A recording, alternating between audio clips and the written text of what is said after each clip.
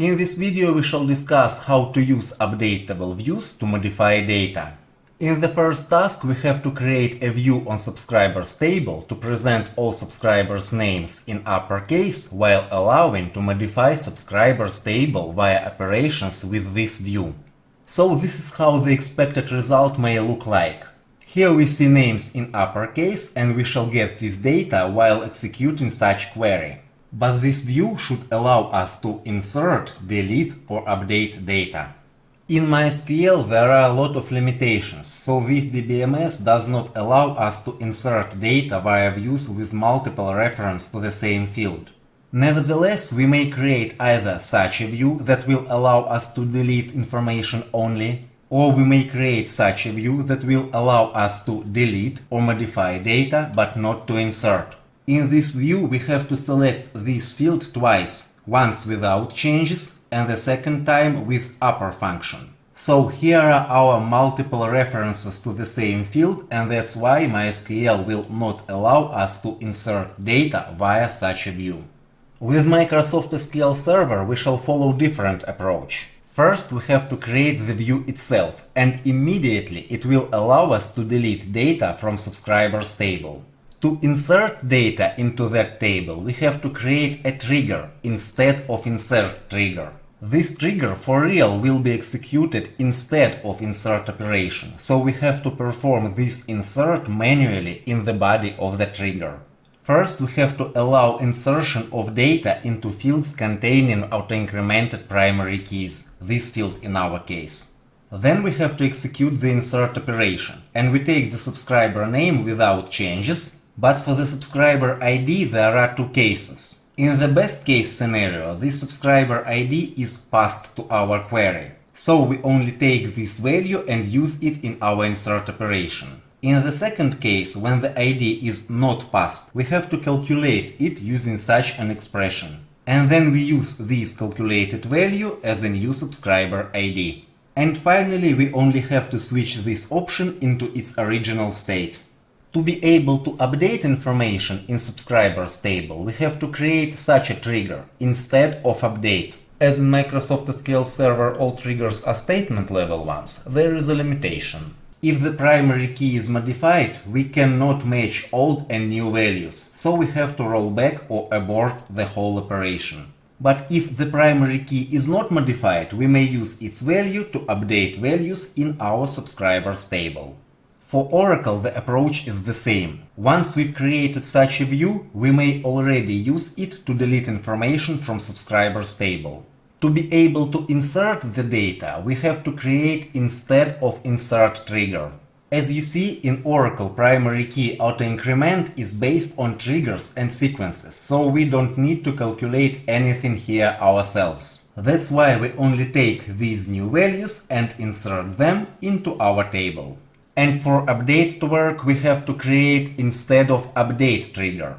In this DBMS, we may use row-level triggers to avoid that Microsoft SQL Server limitation in case of the primary key modification. That means that in Oracle we always know new and all values for each and every field. And that's why this update operation will work in any case, no matter if the primary key is updated or not.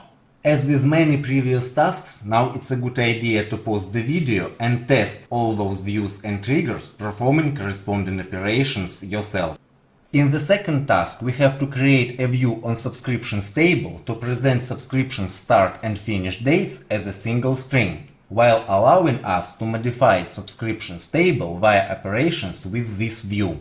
Here is the expected result. You see that for now the start and finish dates are in the one single line. This information should be achievable via such a query execution, and yet this view should allow us to insert, delete or update data in our subscriptions table. Here it is. For MySQL, the same limitation still exists. This DBMS does not allow insertion via views with multiple references to the same field. That is why we may just create a view that allows the deletion only, here it is. Or we may create a view that allows both deletion and modification, but not insertion, here it is. To allow the modification, we have to mention these fields here and here. And these are our multiple references that do not allow us to insert data via such a view. With Microsoft SQL Server, we shall follow the same approach as in the first task. Once we've created such a view, it immediately allows us to delete information from this table. For insert operations to work, we have to create instead of insert trigger and perform the insert operation manually in the trigger body. Here we have to allow the identity field insertion. This is our insert operation. Here we have to deal with the situation when the ID is passed explicitly or not passed at all. And here we have to split that line containing both dates into single dates. Yes, this approach may look strange, but it's the simplest one. For update operations to work, we have to create instead of update trigger. Once again, we cannot match old and new values in case of primary key modification, so we have to roll back the whole transaction here. But if the primary key is not modified, we may use that value to update proper records. And the only difficult thing here is to calculate those dates based on that string containing both dates. And for Oracle, the approach is the same, yet simpler. First, we have to create the view itself, and immediately it allows us to delete the information from the subscriptions table. For insert operations to work, we have to create instead of insert trigger. But in Oracle, primary key auto-increment is based on triggers and sequences, so we don't need to calculate anything here. The only tricky operation here is the extraction of the subscription start and the subscription end dates based on that string containing both of that dates. And the final step for Oracle is to enable updates on our view. So we have to create instead of update trigger. And in Oracle, we may use row-level triggers to avoid that Microsoft SQL Server limitation. That means that for Oracle, we always know the new and the old values of each and every field. And that's why the update operation will work correctly, even if the value of the primary key is changed. So the only tricky part stays the same. We have to extract these dates from that string, and that string contains both of those dates. And like with previous tasks, now it's a good idea to pause the video and create all those views and triggers yourself.